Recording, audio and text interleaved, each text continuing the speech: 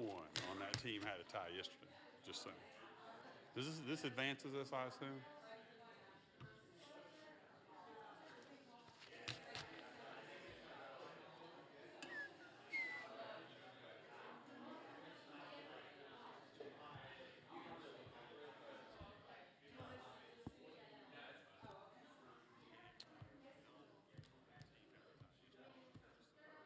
I think we're live. All right. Folks, we're going to go ahead and get started so we can get into the budget.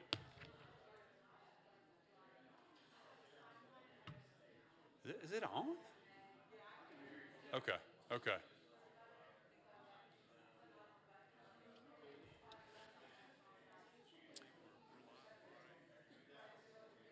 Guys, we're going to go ahead and get started since it's 5:30. We've got folks, I think, also, this is streaming, so we can get to there. So let me start just by saying welcome to the community budget meeting. I'm John Reiswick, the superintendent for Knox County Schools, and we're excited about a lot of things that are in this budget, kind of talking through in this community meeting. I'm going to I think I'm supposed to click here. We go. Kind of going through things. The budget process is a big process, a long process. So we're going to talk through that and try to answer as much as we can on that today. Really, at the core of what we do is kind of based on our 4 priorities. I'm thankful to our finance team, Ron McPherson and Joe and Joni, and the work that they've done to really work to align to the 4 priorities. I'm going to speak a little bit more to those in a minute. But I think you'll see in this budget that we are aligned to the outcomes that we're trying to get, and that also our board voted for in the annual plan to those outcomes.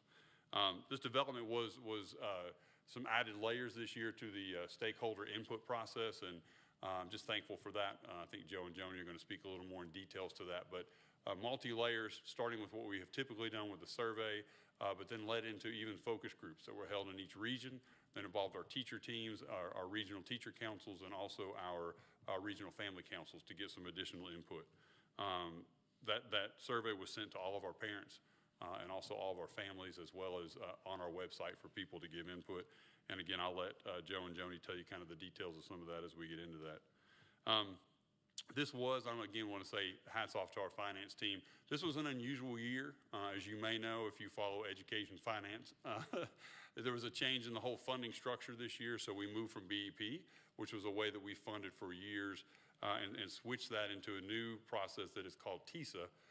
And so that's been, even though we've kind of had a year looking at that ahead of what it could potentially be, we still, as of even last week, we're getting projections on what that could be. So, it's kind of, I would say, at the core, and they'll explain all this in a little bit, instead of kind of flat rates for certain things, every student is kind of built off of different unique things that they may have. They may have an ELL certification, a special ed certification, and those things change the funding structure for individuals, and then in turn bring that money to the district on how that's done. So you can imagine with that big a sweeping change that it wasn't something easily done by the time it gets through legislators and then gets onto the department and they agree on rules, and there's a certain time that has to be passed. So again, this team has worked very hard to try to get any knowledge that they could and grab anything along the way this year to get that done. So we feel good about where we are.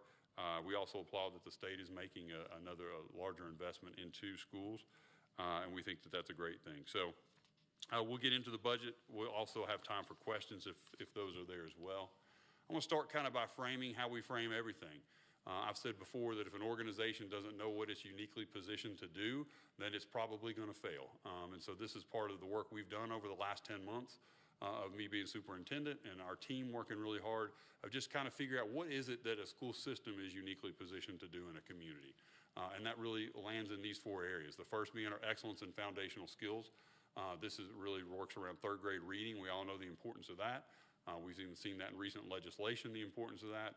We know that if a student's not reading by 3rd grade, their exponential gaps happen after that time. So a whole lot of focus, and you'll see in this budget too, some focus on things from even pre-K up into that 3rd grade time. Algebra 1 is another marker for us. When we look at what the chamber is projecting the top 10 jobs to be moving forward, 5 of those top 10 jobs are STEM-related jobs. And so if students can't get Algebra 1, which is or be proficient in Algebra 1 early on, that's a huge gateway to all of the jobs that we're trying to recruit into Knoxville. So we understand that's a big focus of our middle school. So those are really around those foundational skills. Great educators in every school. We'll speak to some of these particular things soon, but we've had a commitment that that's the most important thing that we have, is to keep a great educator in front of every student. You compound that over time, and students are ready when they graduate. So in order to do that, we'll talk about compensation and a little bit of what this budget recommendation to our board has. We also will look at that also making a difference in not just the teaching positions, but also the support positions that support the classrooms every day. We'll talk about that in a little bit as well. Career empowerment preparation, that for us is really the core of why we exist. We are the only organization in town that's job is to prepare the next generation, to fill the workers who are leaving now, to have students have high paid, high wage careers moving forward. And for us, that means they can enlist and serve our country in the military. They can enroll in a post-secondary, which we have a goal now of 70% of people, of our students, our graduates, going on to college by 2024, enrolling in college. Or they could be employed. But again, we want to make sure that's a high demand, high wage job for them, and it's not just something they can do for a few years, something they can raise a family on, something they can stay in Knoxville and be prosperous. So you'll see some things that we have in the budget for that.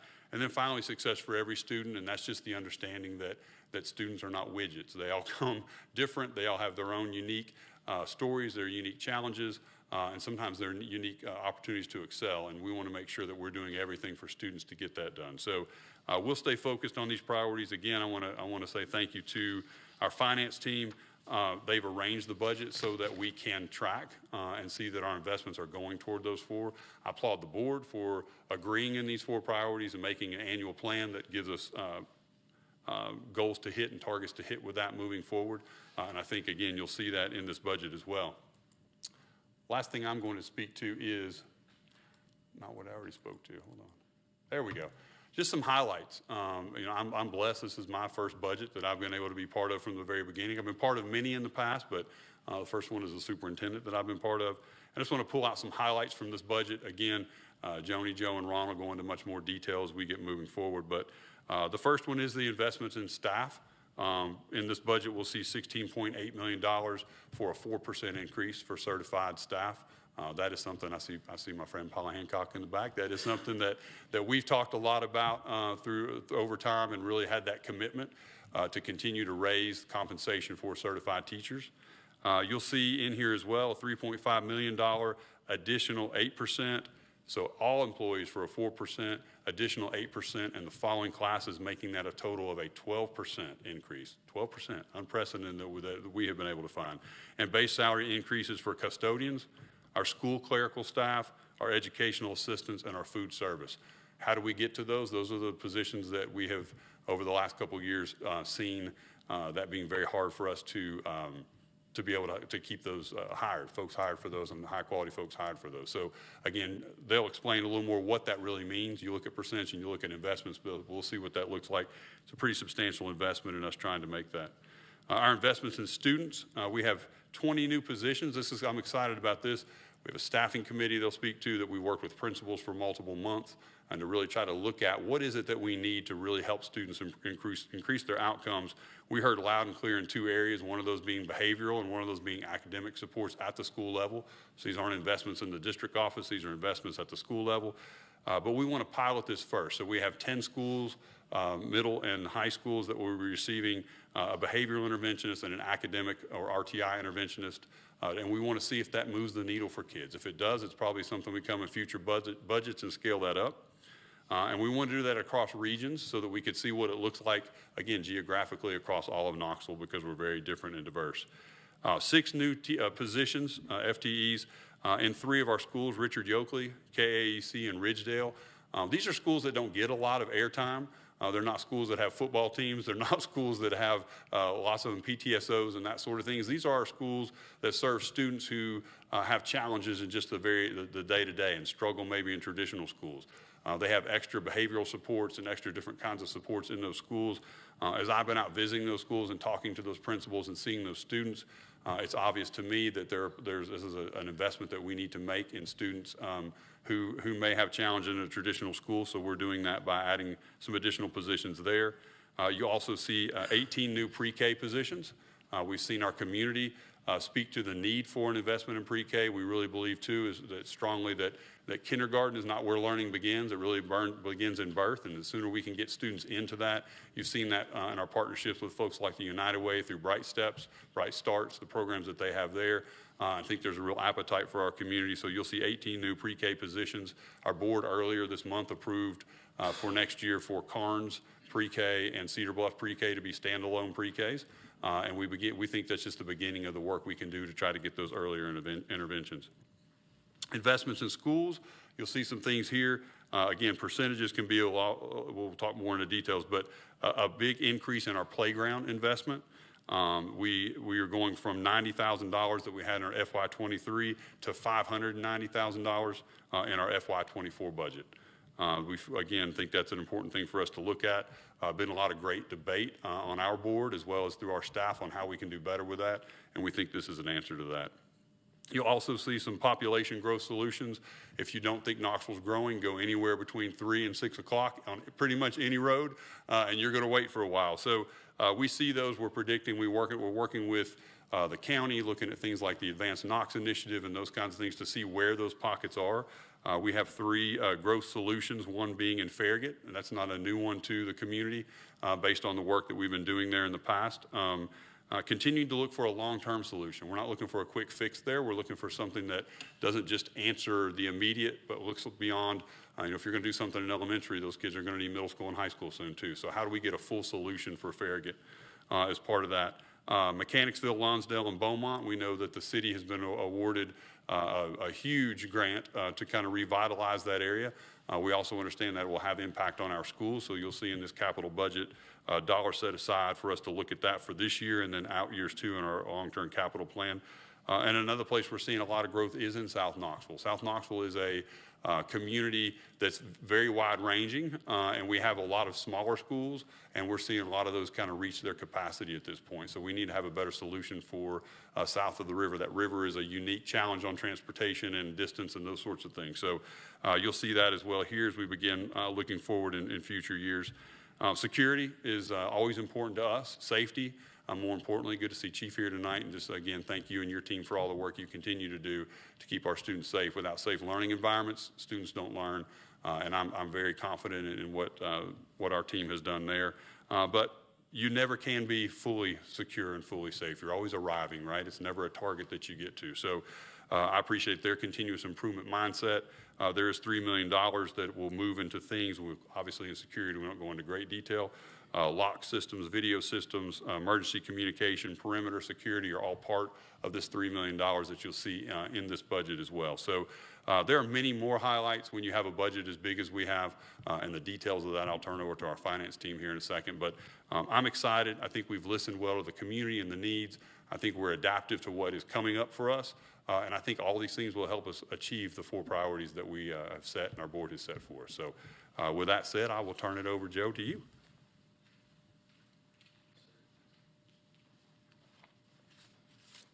Good evening. Thank you, Dr. Reiswick, and thank you to staff, board members, community members who are here, and for those of you logged in online to watch. I do want to also thank Ron McPherson and Jennifer, our CFO and Assistant Superintendent of Business and Talent, for their guidance throughout the process, and Joni Joyce, our budget analyst, as well. I'm going to go ahead and jump into something that Dr. Reiswick just mentioned there. Which one do I point it to here? Oh, wrong way. Started off well.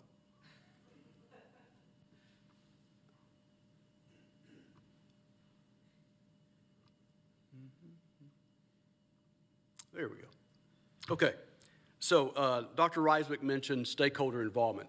So when we look back, Joni and I historically, we look at each budget cycle. Obviously, it stands alone. And so what we look at there is what story does this budget tell? And when you look at this one, the story was told on the front end. Dr. Reiswick and his team gave us marching orders to make sure we reach out to the community in as many different ways as possible for stakeholder involvement. and also budget to priorities. And we also call that strategic budgeting in the budget world. And so what do those two things mean? Well, this slide kind of shows you the stakeholder involvement that we went through this year, and then Joni's going to touch on the strategic and the priority budgeting as a result of that. So if you look at the slide, October through December, typically the staffing allocation process it's about 51% of our total budget. So if you think about that, by February-ish, 51% of our total general purpose budget has already been set to some degree. And in years past, the way that rolled out was we would work with the grade level directors at the secondary and elementary level, and they would talk with the principals, and sometimes we would attend principal meetings and try to get a feel for what was going on the ground, so to speak. And sometimes that felt like a top-down approach. And so this year we reimagined that process and formed a staffing committee back in the fall. And that committee was comprised of principals, regional directors, as well as some district-level staff, and there was representation from each region there. And we had several conversations, several meetings where the topic was typically staffing, but sometimes it got in the weeds, and we would go with that. It was good back and forth, good, honest conversation. And we talked about ratios for teachers, ratios for EAs, ratios for assistant principals, things that granular. Also, in terms of what's the best way to allocate resources? Is it resource-based? Is it student-based? Some healthy conversation. And so that took place all the way through up into December, and then January-ish. That's when we typically receive the projected enrollment for next year. We got those numbers and then took the recommendations the staffing committee made, got with Dr. Reiswick and his team, and that drove the staffing allocation process for the next school year. And also about that same time, the finance team started meeting with all the department leads in the district, and we asked them to bring their current actuals year to date. We would review those with them, and also this is where the strategic budgeting piece kind of steps in. Dr. Reiswick asked each of them to make sure any of the new initiatives they ask for met one or at least one of the four priorities, hopefully more of the priorities. And so every department lead did a great job of that. We met with them, cataloged all the requests, and started conversations with Dr. Reiswick and his team again to call that list back to make sure we were budgeting it appropriately. February, we pushed out for the second year in a row a community survey. I had about 2,100 responses to that, and those questions were aimed at what does the community see as the most important priorities or the most important initiatives within the four priorities. We took those responses, summarized those, and then turned around and went back out to the regional focus groups in each region. And those focus groups have community members, and we'll look at some detail in just a second of that, but have community members, staff members, as well as some district-level staff. And we basically showed them those results and sought additional feedback from them, and also took that feedback back to the conversation with the superintendent and his team. Now, fast forward to April, and we're almost finished with the individual Board of Ed meetings where we discuss at this point where it looks like we are with the recommended budget.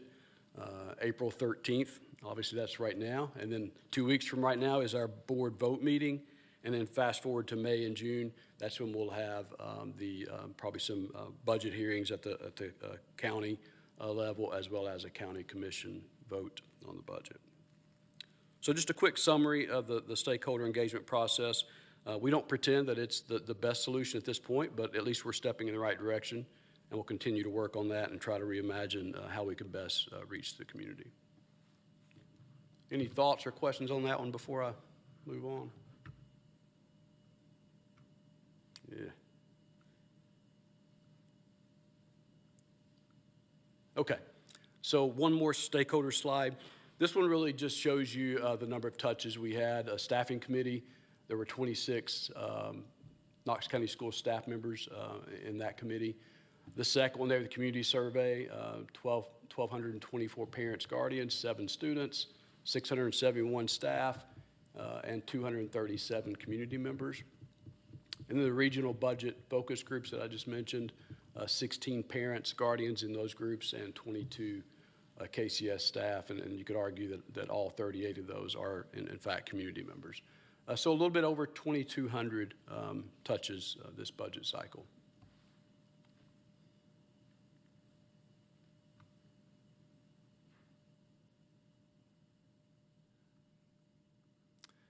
So we all know that with a budget, you have revenue and expenditures. And so the point of this slide is just to give you an idea of and most of you know this, but those of you who are new to the school budgeting world, the revenue side of this, really we categorize it into three different categories: state funds, local funds, and then other revenue sources.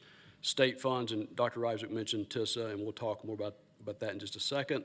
Other funds, mainly local option sales taxes and property taxes. And then the other revenue is mainly smaller sources like intergovernmental type loans, mayor grants, things of that nature. And on the other side of the scale here, you see the expenditure side of the budget. Joni's going to talk in detail about that. But historically, what we've done here, we've transitioned how we present this a little bit. In the past, we've talked about the expenditures in terms of the major categories that we report to the state, and sometimes that doesn't always tell the true story or the narrative that I mentioned about the budget. So in this budget cycle, we're talking about it in terms of investments, and you can see the different investments there: instruction, staff, and in the future, in students, and then also the fixed expenses, again, that Joni will talk about, that are built into the budget. Either we do those or we lose a service that we're currently providing.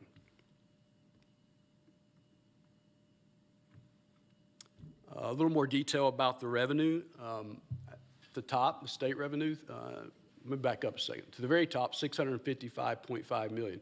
So to put that into context, current year budget's $591.5 million. So that's about a $64 million increase year over year, or about 11%, which is the highest we've seen in Knox County schools. That's the last 2 to 3 years have kind of seen that type of growth. The last 2 years have been due to local option sales taxes. For fiscal year 24, as you'll see here, it's mainly due to the state investment in education. So underneath that state green bar there, that top line, the TISA, $298.6 million, that's about a 26% growth we're projecting year over year in state revenues, and that growth is typically about anywhere from 4 to 5% year to year. So a pretty significant investment, and that goes back to the state investing $1 billion in education. Part of that billion, I think 250 million of it was realized last year. Going into this year's budget, 750 million of that is going to be in fiscal year 24's budget. And then the local resources there, the sales tax and the property taxes, the two largest portion of those. Sales tax growth, I believe, is about 4% from this year projected to next year, and the same for property taxes. To put that back into perspective, the last 2 years we've realized double-digit growth in local option sales taxes, mainly due to just sales tax collections being really good, also due to inflation, raising the prices, which by product also raises tax collected. And also because of the COVID cycle, we under-budgeted sales tax revenue for that year because we were expecting a recession at that point. It didn't play out. Other sources, the biggest item in there would be indirect costs, which is school districts are allowed by law to charge a percent of any federal grants that we manage, mainly used to account for office space or things like that staff uses. And so, as you know, we have a large amount of ESSER 3.0 money for fiscal year 24, and so we can charge a percent of that, and that's where the largest portion of that revenue comes from. I do want to mention also we have some grants there, the kindergarten initiative or kindergarten intervention and literacy initiative grants. At this point, we're still working with the mayor's office on the funding for that. Regardless of whether the funding plays out or not, those expenditures are still in the budget, so no resources or personnel will be lost due to that. I do have one slide where I want to quickly talk about BEP and TISA. And I do want to thank Carly and her team as well as Corey for the great work on this presentation. This slide does a great job of doing what Joni and I have tried to do in the past with a lot of stick figures and numbers that, yeah, this does a great job. So on the left, if you look at this, the BEP has been what the state, the process the state has used to allocate money to districts historically. And those of you familiar with that model, it's a resource-based model. And so what does that mean? So it means that the state would take the number of students that the district may have in any certain grade band, divide it by a ratio such as 20:1 for K2, and then determine how many FTEs or teaching positions a district should earn. And then they would multiply it by a predetermined statewide salary figure, and then discount that based on each district's ability to pay. So a lot of calculation involved there, but not a whole lot of accounting for the unique needs of the students in each district. And so you look on the left here, and it kind of shows you that student A, B, and C, regardless of those students' needs, were funded the same under BEP. Student B here has a fourth grade tutoring need, and that funding amount stayed the same. Student C has a unique learning need, also a special ed option, and that funding stays the same. And so that's one of the biggest differences that we will see under TISA. So jumping over to that TISA box, student-centered funding, the state has said $6,860 is the base amount. And so then they have several different ways that can be percentaged up or flat amounts added to that.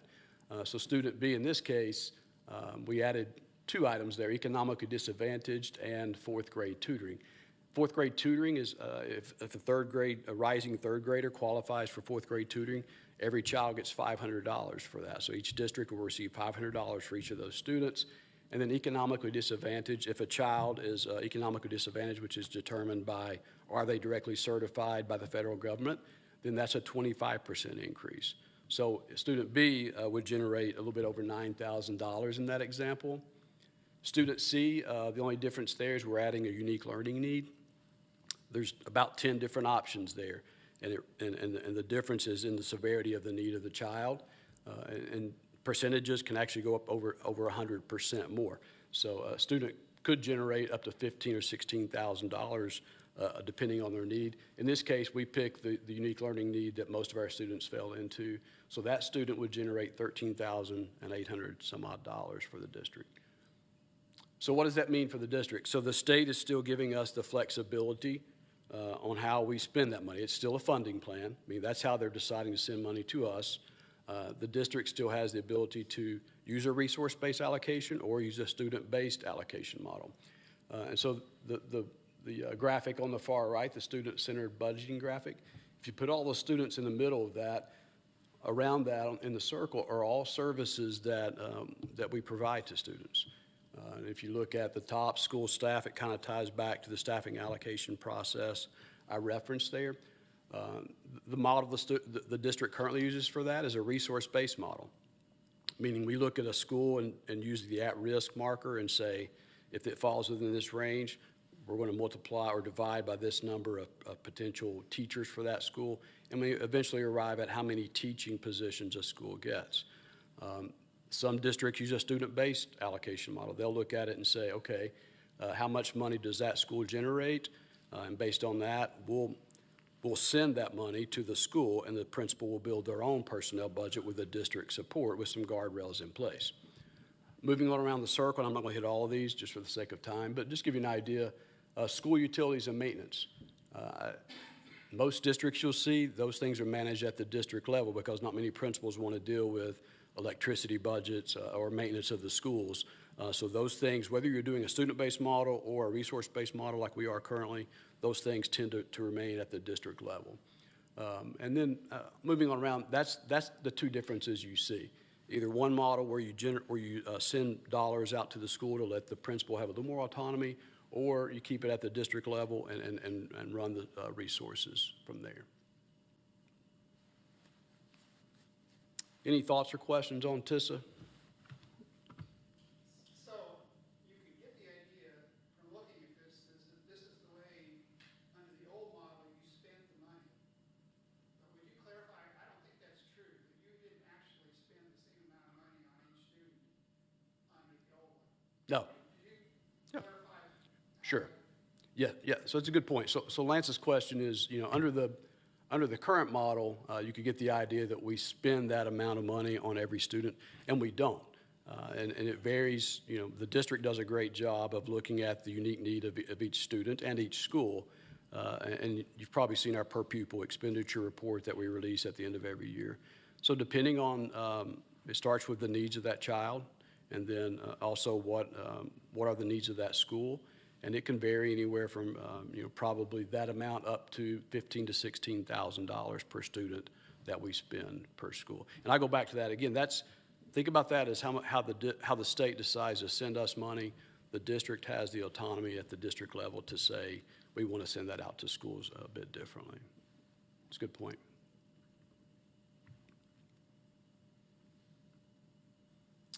Okay, so at this point, we're going to pivot, look at expenditures. Joni's going to talk about those, and then we'll wrap things up.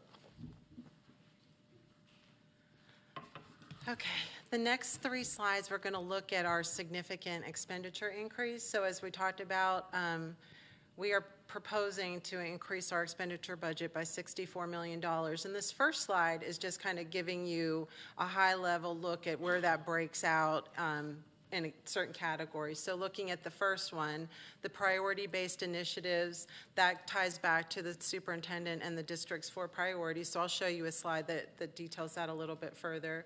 The staffing allocation process, that, I know we know what that is because we're steeped in it every day, but for those of you who don't know, that is staffing allocations for the schools. So it has nothing to do with the central office. So it's all the teachers, assistant principals, school counselors, things like that based on enrollment.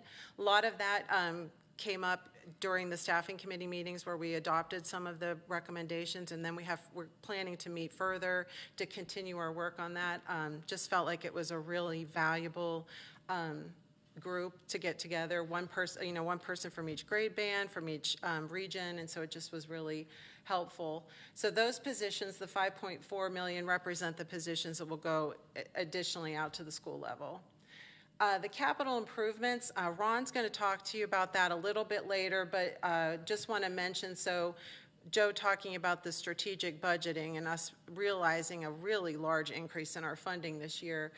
We're trying to find places where we can put this money, additional money, into one-time investments. Rather than build it into recurring costs, because then the following years, that increase is going to level out. And so we want to be able to have capacity in our general purpose budget. So Ron's going to kind of talk about our thoughts behind that, but bricks and mortar are important as well. So that's a one-time investment in that. Maintenance, IT, and transportation, just to kind of talk through a little, because we don't have any additional slides on that, but just to kind of give you an idea what those involve. So maintenance contracts increasing in areas like waste disposal, recycling, building supplies. They've seen a major increase in the cost of just providing paper products to the schools and things that they need there.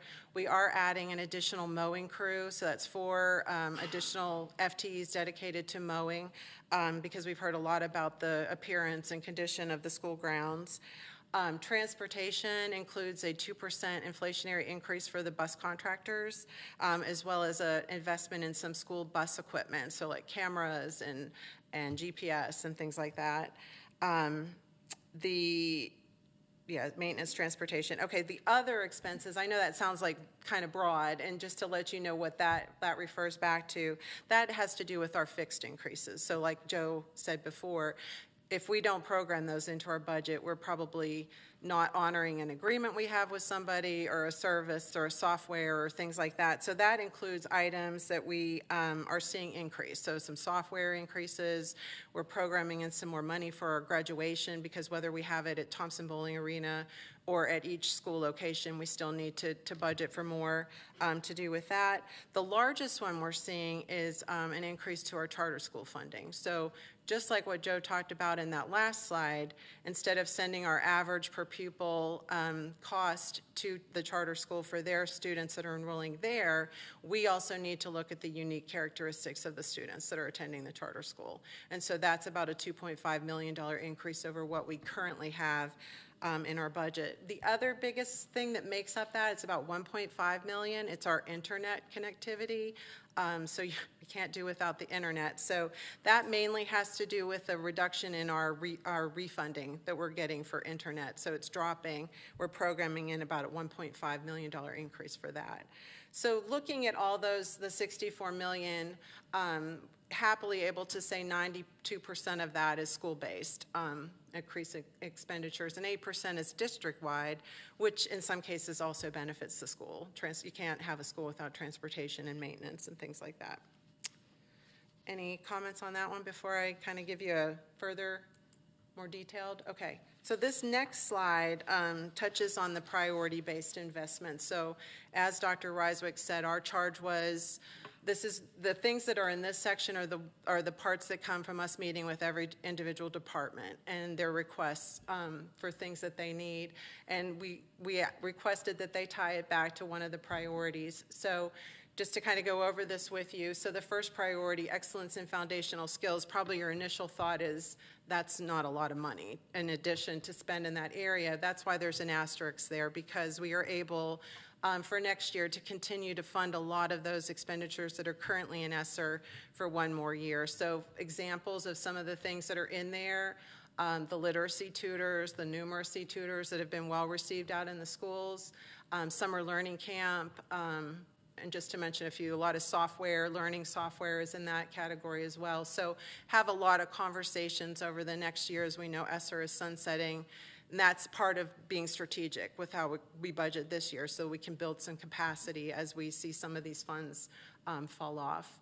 Investing in staff, I know Dr. Reiswick did a great job of telling you the additional investment in the staff, and the next slide kind of goes a little bit more into that as well. We found that was one of the strongest responses to our community budget survey is the great educators in every school and how important it is not only to just staff, because of course they think it's important because they're in the schools every day, but also the parents and community to have high-quality teachers and educational assistants in their classroom. So we feel like that we're being true to the results that we found in the survey. Invest in the future, again, looks like a small amount, 167.5, but again, for next year, we're lucky enough to be able to cover a lot of those expenditures in ESSER dollars. So a lot of what's in there is directly related to the academy structure at the high school level. So some of the academy FTEs like academy coaches, college and career personnel, and things like that. So luckily, even a year after that, we have an innovative schools grant that will also cover that for a year. So we kind of have a little bit of time to build that in and evaluate whether that's an investment we would continue with. And the success for every student, that's another level where we have a pretty high investment. So I'm going to talk about that a little bit more in the next slide, just to kind of go over what that entails. But Dr. Reiswick, again, did a great job of explaining a lot of that. So the pre-K, increased pre-K investment, as well as the behavioral and mental health supports that we're continuing our investment in, and just the capital improvements, again, at 11.3. But if you just look at the top four, not including the capital improvements, that amounts to the to 36 million of the 64 additional expenditure increase. Uh-oh. What did I do?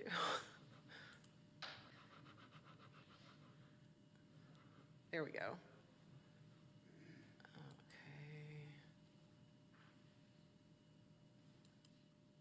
Oh, no. It doesn't like me.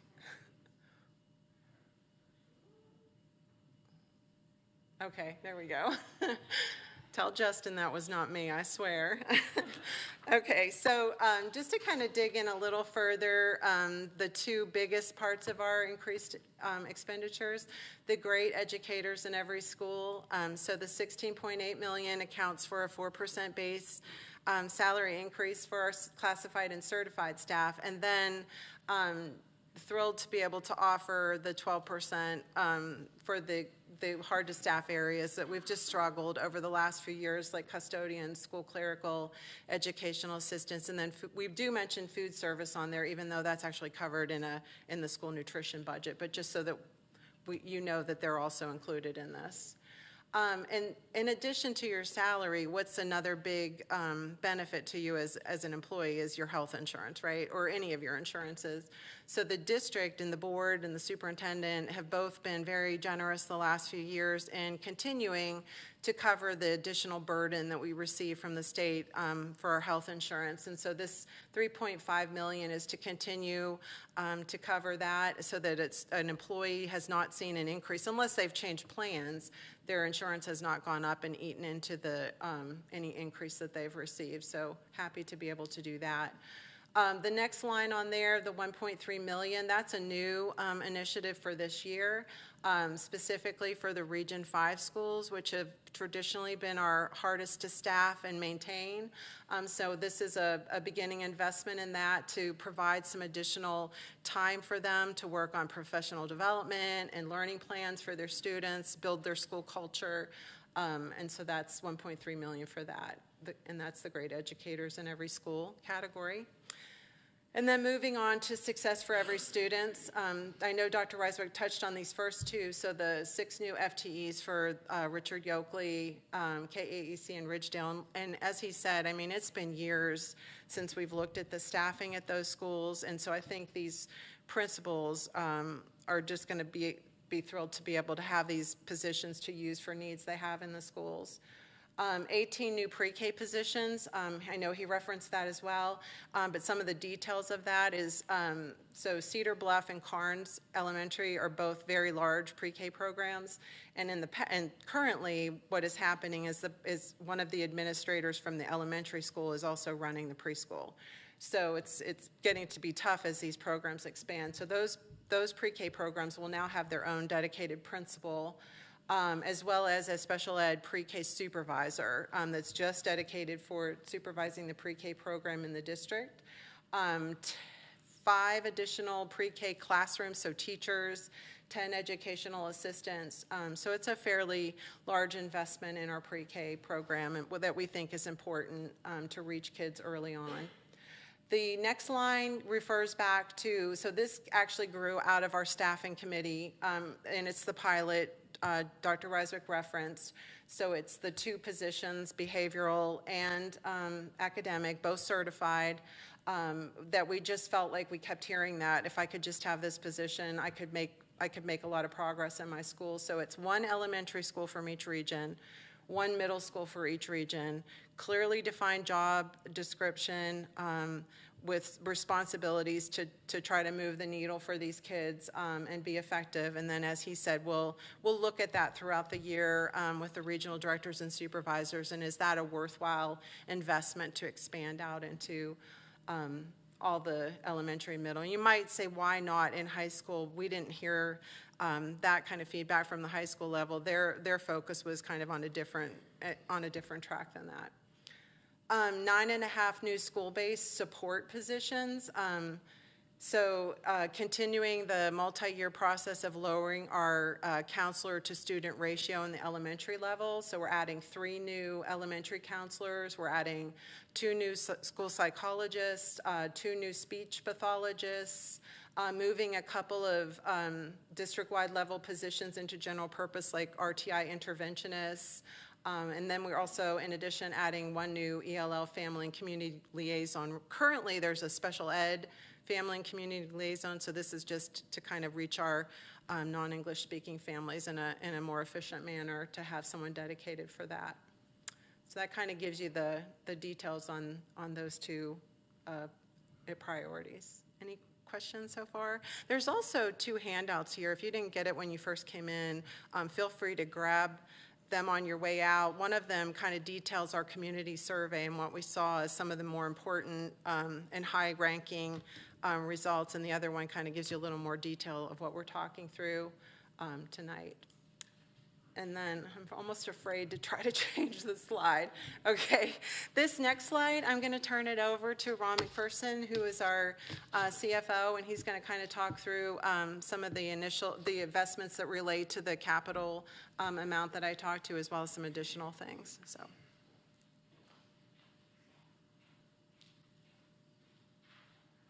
Thanks, Joni. I'm glad you went to that slide. You didn't force me to try to do it, although there's one more after this, so who knows what will happen. But Again, thank you all for being here.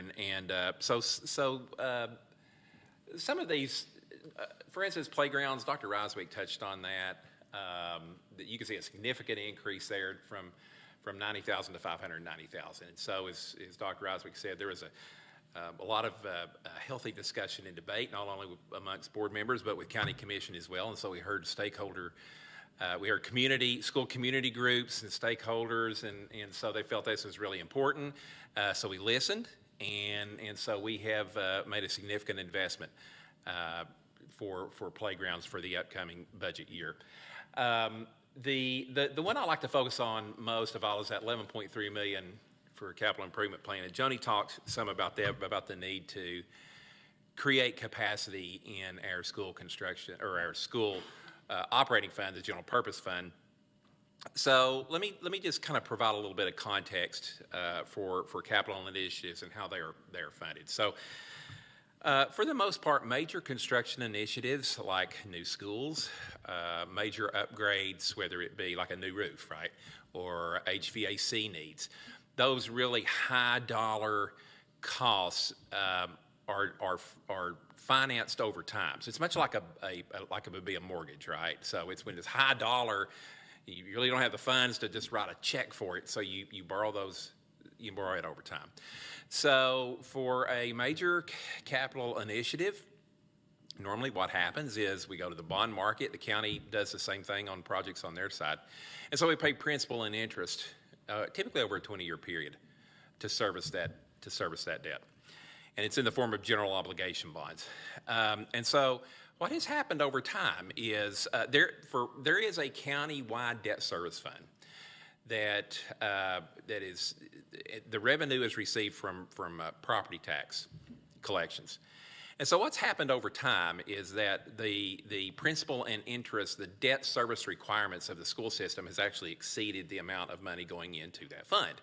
Because obviously, if we only had a major project come along once every 20 years, after we paid the other one off, it would be wonderful. But it doesn't work that way, right? So we have needs. We have to have seats for kids when we have to address growth in communities. We have to take care of older buildings when the roof is, we got to make sure that the roofs handle up all right. HVAC says some of these that I've mentioned. So what happens is debt begins to kind of stack up over time. And these are very worthwhile and needed initiatives. But the dilemma that we found ourselves in for the last several years is that our debt service requirements, our principal and interest requirements for this year alone was about $38 million. And so half of that can be covered in the debt service fund.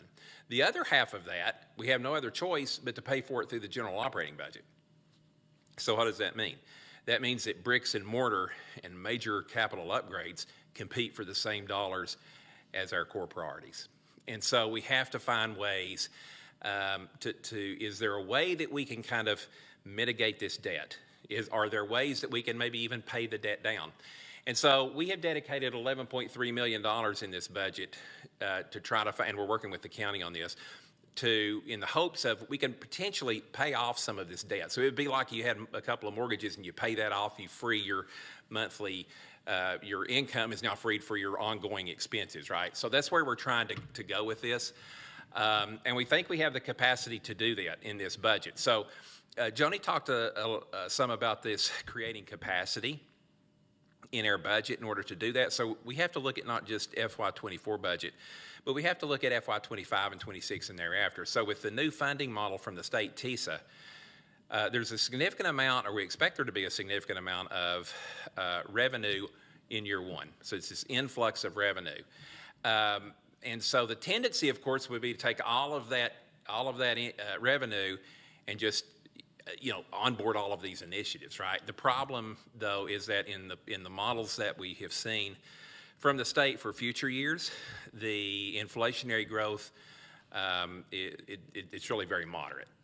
And so it doesn't look like it would be enough to sustain the recurring costs of initiatives just from an inflationary perspective. So it's imperative that we create capacity in the budget to be able to take care of that difference. So this is what we're doing. We're having an eye on the future budgets when we do this.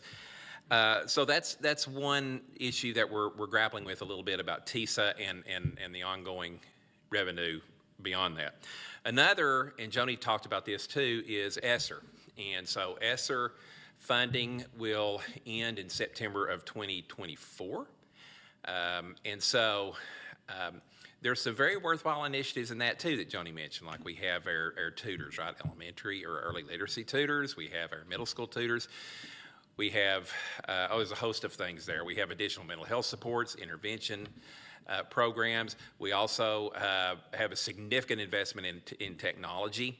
And with our one-to-one initiative, a laptop for every student, we started several years back. We've been funding all of that through federal dollars.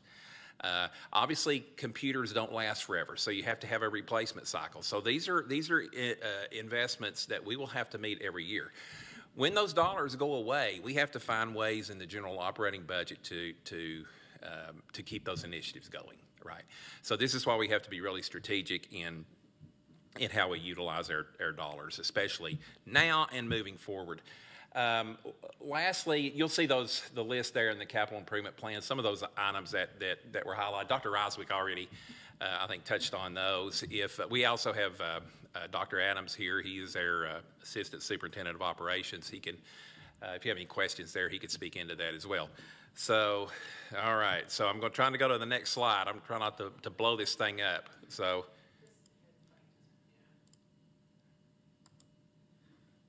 Yeah. Right click. There we go. Oh boy, it's a team effort, right? So anyway, this is our last slide before we open it up to questions. And you can just see, this is just a visual of a balanced budget. We just think it's important to be good stewards of the taxpayers' dollars, of the revenue that comes in, not to overcommit those dollars. And so we submitted a balanced budget here. So anyway, that is it, I think, for our presentation. We'll open it up to questions. And so I'll sit down, and whatever questions you have, we can just kind of hop up here, tag team along the way. Again, thank you all for being here.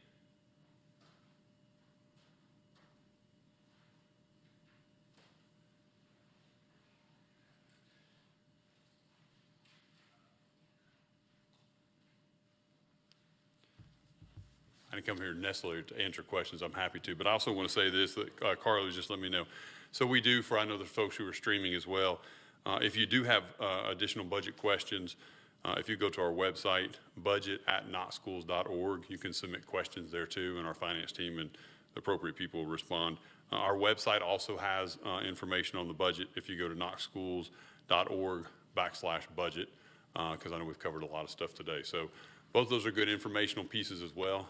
I think, Joe, you said 2 weeks from tonight is the board's vote.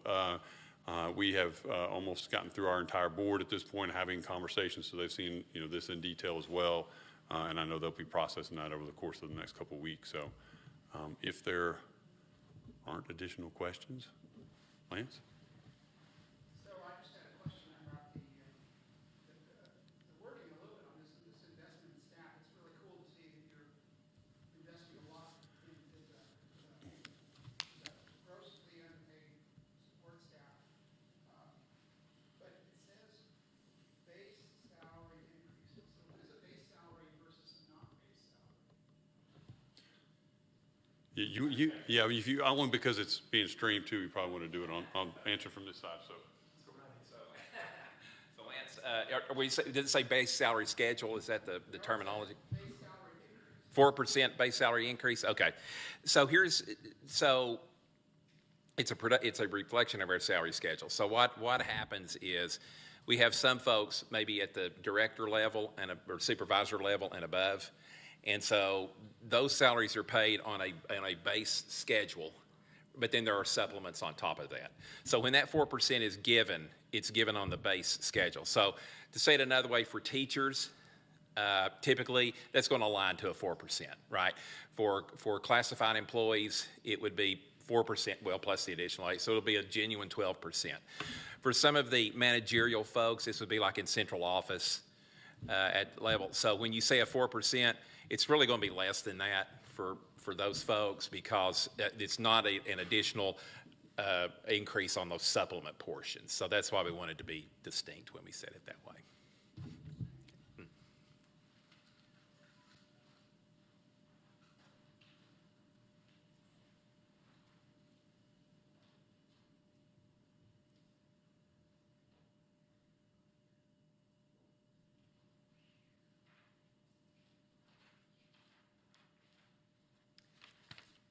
Does anybody have any additional questions? Okay.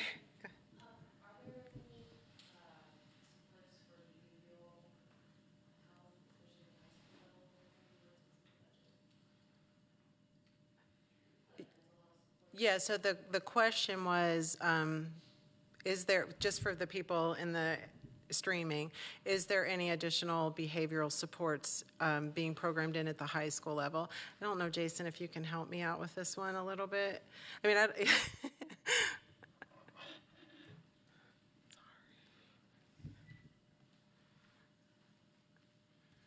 So similar to some of the other expenditures that you saw, right now our partnership with Helen Ross McNabb is in our ESSER 3.0 dollars. So let's see, it's been 2 or 3 months ago, the board voted actually to expand that program. So we already have additional mental health and behavioral health supports built into that MOU moving into next school year. So that's not reflected in the GP budget because we're using the ESSER 3.0 dollars toward that expenditure.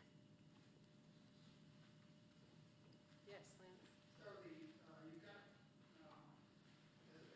5 schools, you're going to try, is that right? 2 schools. Right. You're going to have an extra behavioral and extra academic support person. And are you going to evaluate, is that just for 1 year? Or how are you going to, I guess the question really is, how are you going to evaluate to see whether it was a worthwhile investment? It's clear like that's what you intend, but will you be able to do that in 1 year? Or how are you going to be able to evaluate its effectiveness? Right, so for all of you streaming, the question is, it's part of the budget that we talked to about the pilot program, having a behavioral, certified behavioral and certified academic intervention position. It's 5 elementary schools, 1 from each region, 5 middle schools, 1 from each region. And when I described it, so there is there's a defined job description with specific responsibilities, and then the regional directors who are out in the schools with the supervisors, along with the assistant superintendents, Keith and Jason, who've kind of helped us with developing the parameters of this pilot, will look at things like behavioral referrals. Have they decreased? For intervention, has that had an impact on potentially like scores and things like that? So I don't know if you guys want to add anything else to that. Maybe you should just stay up here, huh? So this project actually came straight from the staffing committee that was comprised of principals, assistant supes, regional directors, and supervisors. And really, what we're trying to do is as you saw today, move toward a position where we're staffing toward Superintendent Ryswick's priorities, right? And so certainly as we move forward, we want to have a model where our instructional coaches, for example, live solidly in the Tier 1 space. So they're out coaching teachers, working in that Tier 1 space. This pilot is about adding additional support to make sure that we have people in place that show up to work every day. If I'm that interventionist on the RTI side, my sole focus is Tiers 2 and 3 as it relates to academic intervention. If I'm the behaviorist, my sole job is to make sure that we have solid and sound PBIS structures in our schools to support kids and teachers on the behavioral side and provide coaching support through the classroom management lens. So in terms of does it work or not, we're going to have metrics tied to those. The simplest one, of course, for behavior is we're going to look at behavior incident occurrence and see if we see a reduction as we've added those structures and supports. On the RTI side, we're going to look at progress that students are making in their intervention, but we're also going to be looking at the percentage of kids that we're able to serve who are eligible with intervention or eligible for intervention, and also movement across tiers. So if you have a student who was in Tier 2 and they've regressed up to Tier 3, we're going to have a way to measure that and keep up with it to make sure that we're matching kids to the appropriate intervention. Thank you, Jason. Anyone else? Yes. As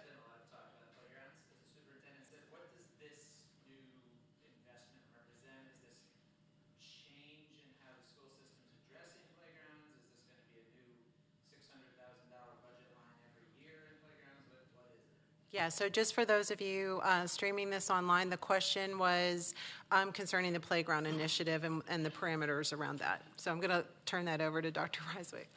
Thanks, Joni. Appreciate that. No, that's a great question. So I'll say what that looks like for us is typically in maintenance we've had about $90,000 budgeted annually. This adds an additional $250,000 to the maintenance, and so typically those are, and Dr. Adams knows this too, but those are mulch, those are minor repairs, a piece of equipment that's broken. With just the $90,000, when that's spent, lots of times we've had to kind of shut down that part of the playground, right? So this we know will broaden our stretch to be able to continue to do that, and we'll continue to assess that annually. The other part is a part that I don't know how much I can speak about publicly, but I'm just saying I think we've got a really good opportunity now.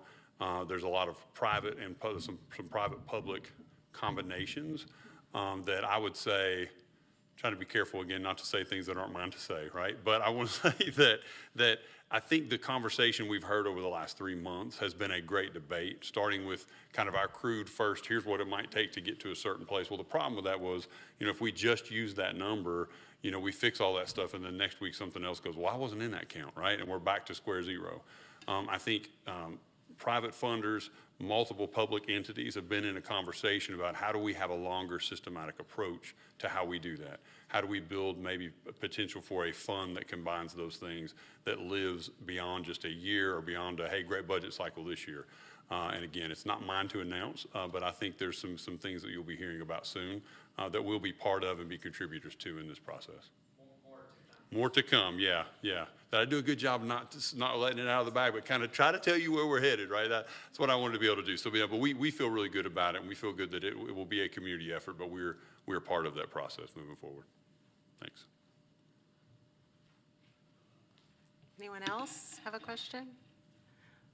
Well, again, on behalf of the staff here, we thank you so much for taking the time out to come and let us talk through these budget details. Again, Dr. Reiswick gave you our email address. There's several handouts if you'd like to take them, and then information will be on our website that you can access as well. So thanks for your time. We appreciate it.